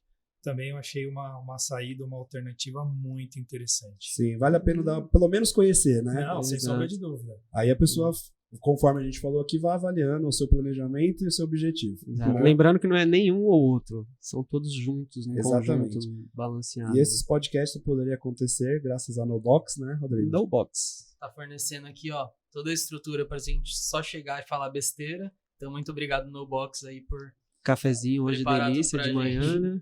A NoBox é um hub full service de soluções para marketing, mídia e experiência. Né? Então, cuida do seu evento, cuida de mídias sociais, marketing digital. NoBox consegue fazer seu evento corporativo, associativo, evento híbrido, totalmente online, com transmissão. Segue a página deles lá, nobox.live no Instagram, e acompanha o trabalho deles, que é muito bacana. E se você não faz ideia ainda do que você quer fazer, nunca imaginou um evento, nem sabe o que é isso, vem aqui na NoBox, que eles te pegam. Fala, o que eu posso fazer? O que eu posso fazer? O que essa câmera aí faz? O que mais? Chega aqui, eles vão pegar na sua mão e vão fazer. Mas evento dá lucro mesmo? Dá, a gente te ajuda a fazer dar lucro. Exatamente. A NoBox não pega só o seu evento que você desenhou e faz acontecer. Isso, de fato, muitas empresas fazem. mas ela ajuda você também a desenhar o evento, como captar patrocínio, como organizar o seu evento, como monetizar, como distribuir. Então, é uma solução completa aí para você conseguir conversar melhor com o seu cliente, né? E outra coisa que eu não podia deixar de falar, quem fez esse estúdio, esse cenário maravilhoso aqui pra gente, né? Geração Design. A gente é mais suspeito, né? A gente tem que falar que é patrocinador também, né? Geração Design Móveis aí, que é uma das melhores empresas de móveis aí de São Paulo, quiçá do Brasil em breve, né? Segue a página a gente lá no Instagram, geraçãodesign.oficial. Vocês vão gostar bastante lá do pessoal, das coisas que a gente posta, as dicas e se estiver precisando fazer... E vale lembrar que a gente não posta só conteúdo de imóveis, a gente posta conteúdo para casa toda. Então, se você está aí reformando, está pensando em construir uma casa, enfim, vai lá que você tem um monte de referência, vai lá no nosso Pinterest também, né, Rods? Com certeza, 1,4 milhões por mês de visualizações do Pinterest. Tá? A gente tem muita referência lá, mesmo que você não vá fazer sua casa agora, já vai salvando as fotos lá para você fazer no futuro. Conta com a gente para os seus móveis. Bom, voltando aqui então para o Ismael, eu queria perguntar para vocês, Ismael, um pouco mais na prática, assim, como que funciona o planejamento que o agente autônomo de investimento faz, meio que de acordo com os objetivos de médio, curto prazo, longo prazo. Como que isso acontece na prática mesmo? Porque às vezes você tem um objetivo de 20 anos, e aí o cara vai ficar lá cuidando para você 20 anos, ele...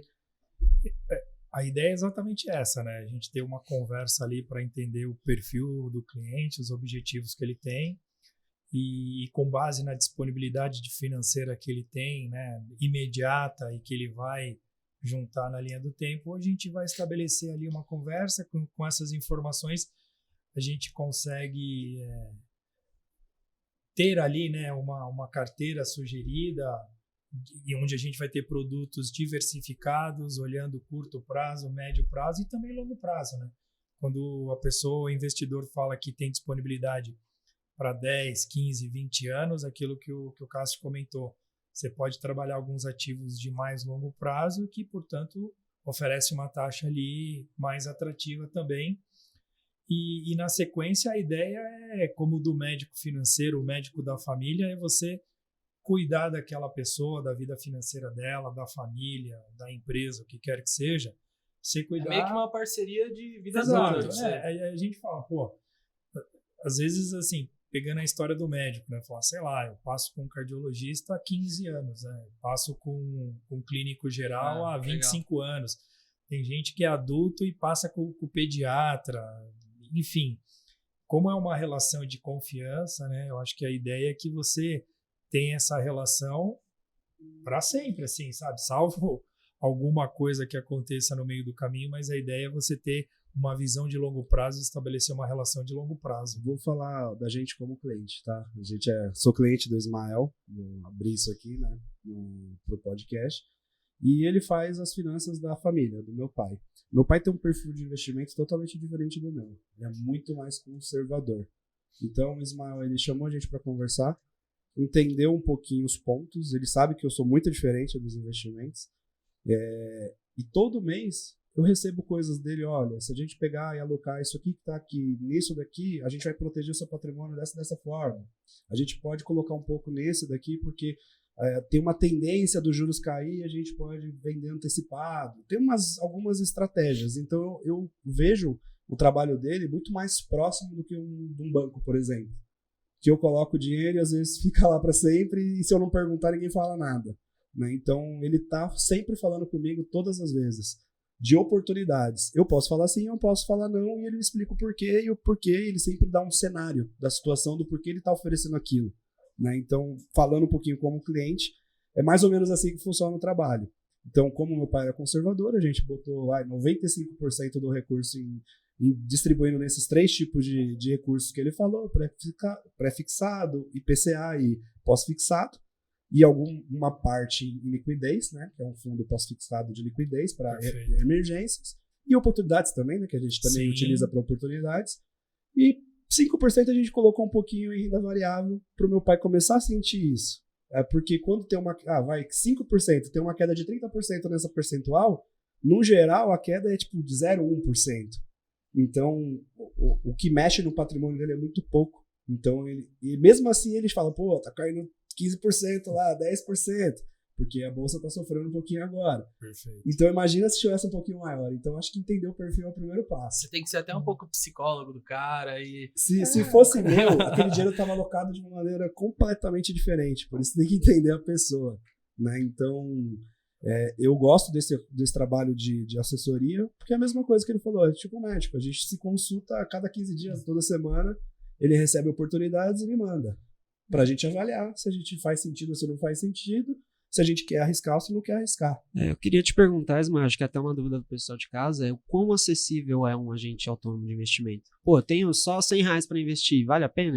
Eu tenho que ir atrás ou só para quem tem dinheiro mesmo? Hoje em dia, as plataformas de investimentos, essas plataformas abertas de investimentos das corretoras, ela é um ambiente super democrático, não tem tarifa de nenhuma ordem.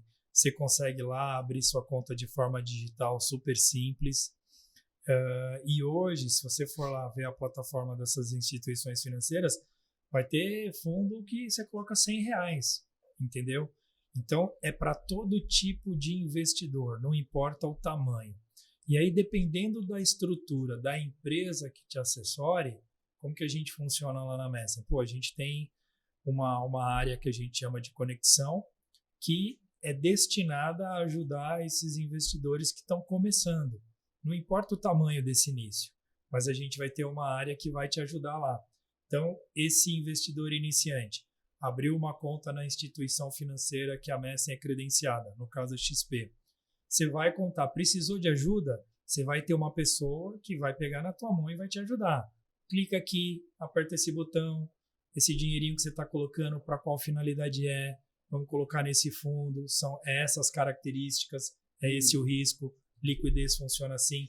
Então, assim, não é algo só para grandes investidores. Ou seja, é gratuito. Gratuito e para todo tipo, para todo tamanho de investidor. Fica a dica aí pro pessoal do Micasa, é gratuito. Você não tem precisa gastar mensalidade. um centavo para achar essa ajuda que você precisa para começar a investir. Posso explicar como funciona? Por favor. Eu não tenho nenhum valor que eu pago pro Ismael. Como que funciona? Ele destina os recursos e todo fundo paga uma comissão para a XP, que paga o processor. Então, independente do fundo que ele me indicar, ele vai ganhar uma comissão. Então, o objetivo dele é me trazer o melhor investimento para que eu ganhe, para ficar feliz e continuar com ele.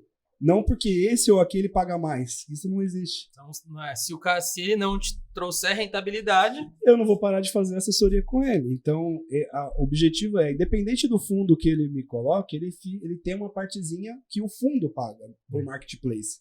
Lá que é a plataforma. Perfeito. Então, ele não me cobra essa assessoria. É um modelo que é muito interessante porque ele foca na qualidade, né? Na qualidade do atingimento dos objetivos das pessoas. Aí vai assim, obviamente, de acordo com o tamanho do seu patrimônio, você vai conseguir ter uma assessoria mais próxima ou uma assessoria só de tirar dúvidas. On demand. Né? On demand, né? Então, tem que avaliar. Você vai chegar lá com R$100 e querer falar com o dono da Messem, você não vai conseguir, né? A gente fala exato. Então, assim, dependendo do tamanho do investidor, a gente adequa essa questão do atendimento, mas tem atendimento para todos.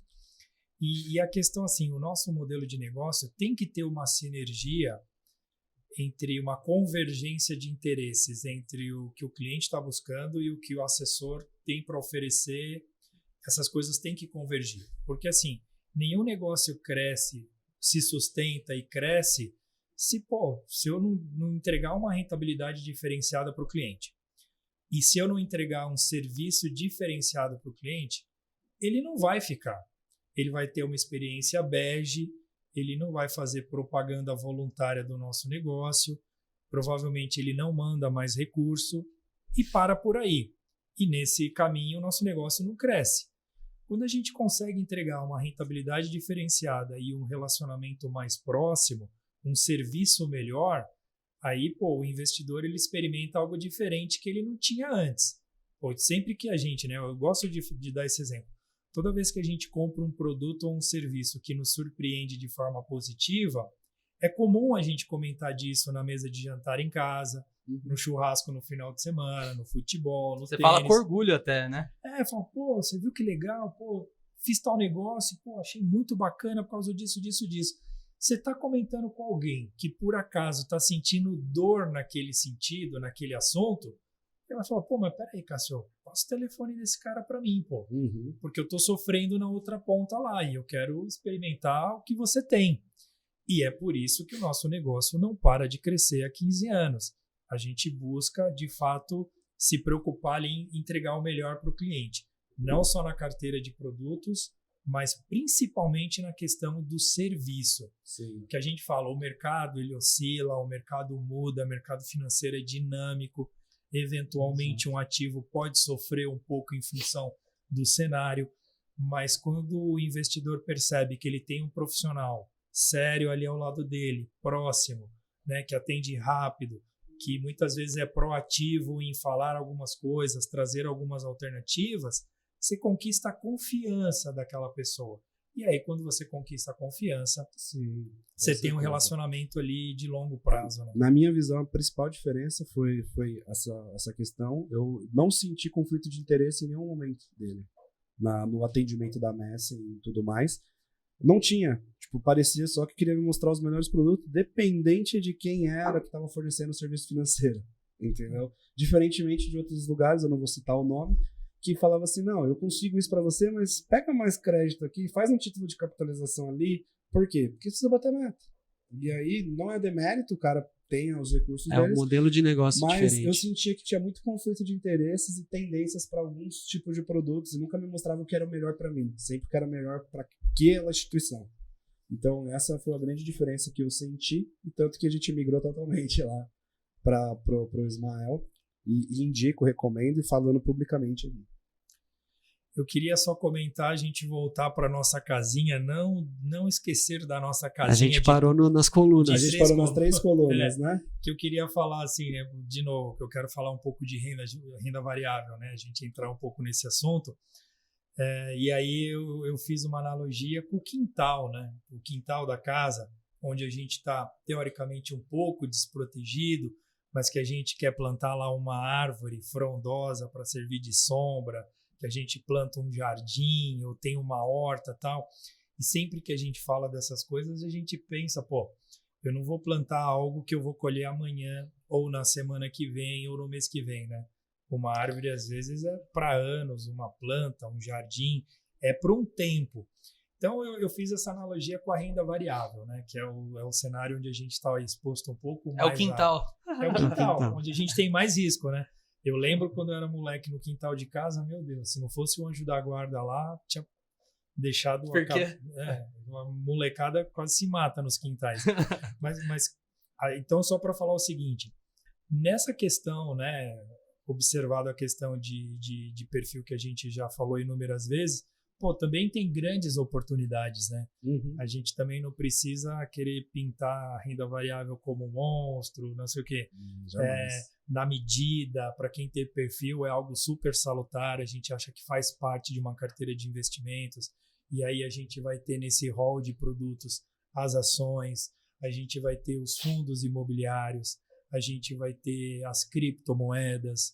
Hoje já é possível você investir em ativos internacionais através de canais aqui no Brasil, Sim. tudo de forma regulada, que obedece às regras, às leis e tal.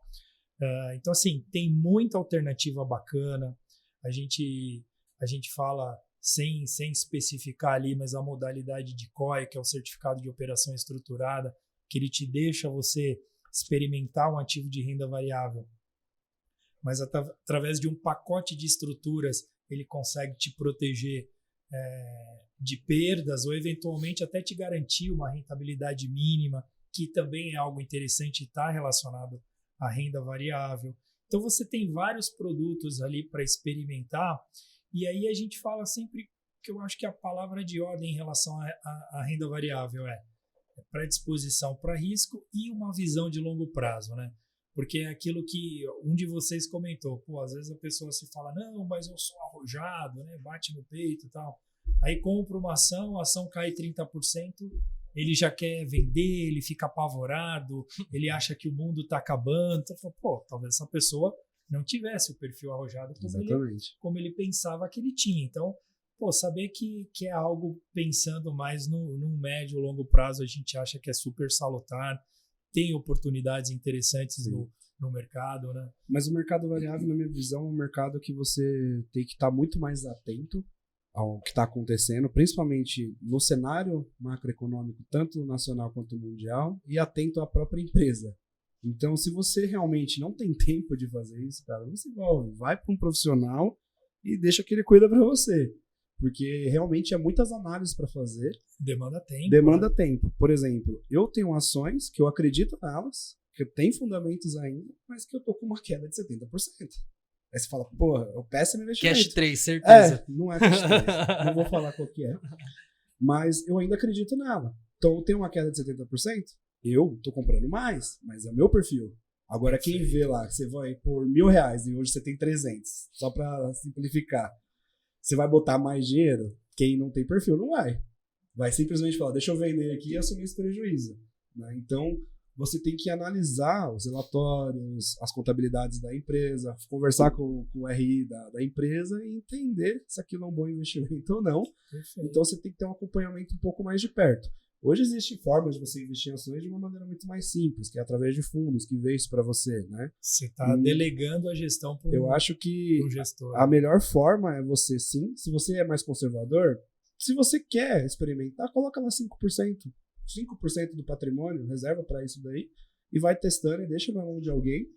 Mas na minha visão, eu sou mais diversificado. Eu tenho renda fixa? Não é que eu sou arrojado, eu tenho 100% renda variável. Jamais. Vai ter lá na reserva, vai ter lá uns 25% a 30% em renda fixa, vai ter mais uma outra parte que pode ser imóveis ou FIIs, vai ter que ter uma parte fora do país para não ficar só sujeito ao real, né, que, querendo ou não, é uma moeda fraca comparada ao dólar, né, comparada à libra, né, ao próprio euro.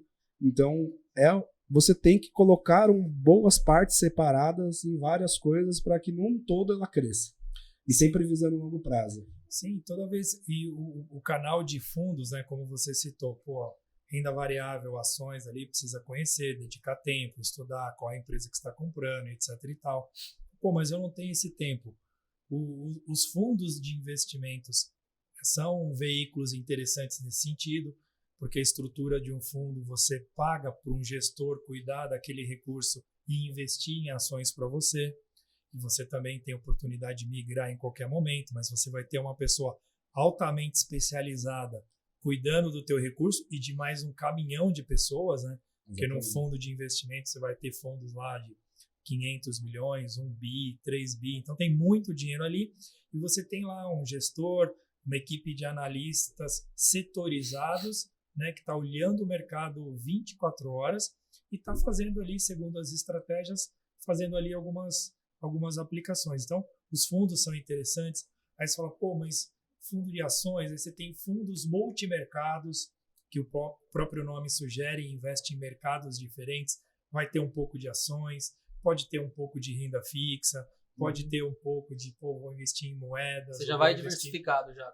Exatamente. O próprio fundo é uma diversificação em si, né?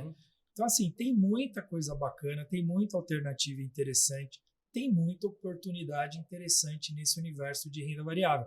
Dando uma pincelada em fundos imobiliários, que eu acho interessante, né? A gente estava conversando há poucos minutos atrás, pô, compra casa, não compra casa, enfim. Um ativo super interessante que hoje em dia está muito comum no mercado são os fundos imobiliários, que é uma estrutura onde você consegue investir no mercado imobiliário através de um ativo financeiro, onde você consegue, pô, você vai ter várias vantagens, né? Primeiro que você pode investir no mercado imobiliário através de uma fração daquele shopping, de uma fração daquela laje corporativa ou de um centro de distribuição logística, enfim. Né? Se eu for comprar um imóvel, estou falando em aportar quanto? 200, 300, 500, 1 milhão? Fundo imobiliário, eu coloco lá R$100, R$200, R$500, R$1.000. Extremamente acessível. E é muito legal com o fundo imobiliário, numa estrutura um pouco menos volátil que as ações, Sim. né? Porque é mercado imobiliário. Sim. Né? E outra coisa, você tem rendimentos mensais, aluguéis. Isso. Aluguéis todos os meses isento de imposto de renda, por enquanto. Né? É. No paralelo, né? Você fala, pô, comprei um imóvelzinho para alugar. Pô, legal, você vai ter que reformar aquele imóvel, você tem que imobiliar aquele imóvel algumas vezes, você tem que procurar um inquilino, não é sempre que você encontra o inquilino rápido. e aí se não tem inquilino, você está pagando o imposto daquele imóvel. Se for um apartamento, tem, além do IPTU, tem condomínio, tem gasto, etc. e tal. O fundo imobiliário, você não tem que se preocupar com isso, né? Porque primeiro que você não tem que se preocupar com nada, né? Vai ter alguém fazendo a gestão, é uma forma diversificada, você faz uma fração do valor que você investiria no imóvel, você investe no fundo imobiliário, você tem ali a questão dos dividendos, né, que equivaleria ao aluguel do imóvel ali. Você tem os dividendos que são creditados todo mês na sua conta, isentos de imposto de renda para a pessoa física, né? Você tem fundos super interessantes com dividendos em patamares muito interessantes também. Questão importante de liquidez, né? A gente comentou, mas eu investi em um imóvel e surgiu uma emergência, eu preciso do dinheiro. A gente sabe que a gente não consegue vender um imóvel do dia para a noite. Quando você está num fundo imobiliário, você vai colocar suas cotas para vender, né, a preço de mercado, conseguiu executar a venda, 2 dias esse dinheiro está acreditado na tua conta e você pode usar ele para qualquer finalidade. Então e fora a questão da diversificação, né? Eu posso ter um pouquinho em shopping, em residencial, em laje corporativa, em que mais? Centros de distribuição logístico, galpão industrial, enfim, tem uma infinidade de fundos imobiliários, até fundos imobiliários que a gente brinca de papel, que o fundo imobiliário ele não compra lá uma laje para alugar, ele compra títulos imobiliários como CRIs, LCIs e tal, e você ganha também tanto a questão dos dividendos, né, em função desses títulos imobiliários que são investidos. Então, assim, dá para diversificar bastante, é super interessante. Você está no mercado imobiliário, mas através de um ativo financeiro, né? Você não precisou ter o trabalho de comprar e a questão burocrática, documentação, cartório, enfim. O que vale é estudar, porque também é arriscado, né? Então tem que saber as condições do imóvel, se o fundo está barato, se está caro, contar o preço em cima do valor patrimonial, tem que avaliar uma série de coisas. Se todos os prédios estão alugados, com a taxa de vacância, tem uma série de coisas que você analisa, isso para todos os investimentos. Então, a dica final que a gente pode deixar aqui para o pessoal de casa é estude. Né? Estude ou busque um profissional para te ajudar. Mesmo com um profissional, estude. Porque ele vai te dar oportunidades e você tem também que saber tomar decisão. Né? E não vá com sede ao pote. Vá aos pouquinhos. Não vá com todo o seu dinheiro num lugar só. Não coloque o leite das crianças em criptomoedas, pelo amor de Deus. Cuidado com pirâmides. Cuidado com promessas muito tentadoras. Tem muita gente que perde muita grana, porque fala, vou ganhar 2% ao mês, 3% ao mês, e vai lá, coloca todo o dinheiro da família e toma naquele lugar, para falar o lugar. Né? Então, pessoal, a dica que fica, porque se a gente fosse falar de todos a gente deu um panorama geral aqui, o nosso podcast nem é voltado para esse mercado, mas a gente quis trazer um pouco isso para casa, as pessoas, para quem não acompanha esses influenciadores de finanças, é um assunto importante, está na vida de todo mundo, são decisões a se tomar. Então, quer saber um pouquinho mais? Como é que o pessoal tem acesso lá a Messing? Procura como Messing no Instagram mesmo? Isso, Messing Oficial no Instagram. Meu Instagram tá Ismael, número 6 Júnior, que é o meu último nome lá da ponta. E a gente vai estar à disposição para tirar dúvidas também, para atender quem eventualmente quiser se aconselhar conosco, bater um papo, ir lá no escritório tomar um café. É um prazer, a gente vai estar à disposição. E foi um prazer aqui conversar sobre isso. Esse assunto iria longe, porque tem muita coisa para falar, mas obrigado pela oportunidade. Foi muito legal estar falando desse assunto. A gente fala que, independente da profissão, é um pouco de missão também, de levar informação para as pessoas, para quem não tem informação nenhuma, dar esse primeiro passo ou os primeiros passos. E, sempre às ordens, sempre à disposição aí que vocês precisarem, conta conosco lá. É isso aí, pessoal. É isso aí, procura lá, Messing, que ao contrário também fica Messing. Exato. Caraca, velho, que bug. O pessoal aí de casa, que a gente tem que pedir, né? Porque senão não clica. Vai lá no nosso YouTube, no Spotify, segue a gente lá, clica no sininho, deixa um like, manda dúvidas, perguntas aí que a gente manda pro Ismael, ele responde aí pra vocês, tá? E um assunto legal aqui, o Ismael falou que lá na Messing ele tem vários profissionais que trabalham com você de outras áreas, né? Sim. Tem o pessoal de sucessão patrimonial, Manda lá nos comentários, pessoal. Quem quer ouvir falar sobre sucessão patrimonial aqui, que o Ismael vai trazer um cara top para falar Esse com a gente. assunto é sensacional. Sim. A gente tem muito assunto. Escreve nos comentários aí que você gostaria. Ou se a gente quiser que fala sobre sucessão patrimonial também, a gente traz alguém especialista aí para conversar. E é isso, né? Cuida do seu patrimônio, cuida da sua casa. Obrigado e tchau. Até Tchau, semana tchau. que vem. Tchau. Valeu. Boa.